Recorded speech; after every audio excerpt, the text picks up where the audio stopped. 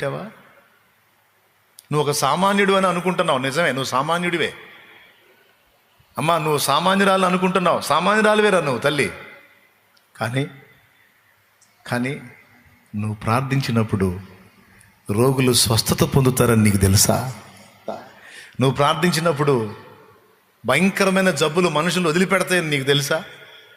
ఇదిగో సాక్ష్యం. ఎవరు చెప్పారు తల్లి నీకు అధికారం లేదని?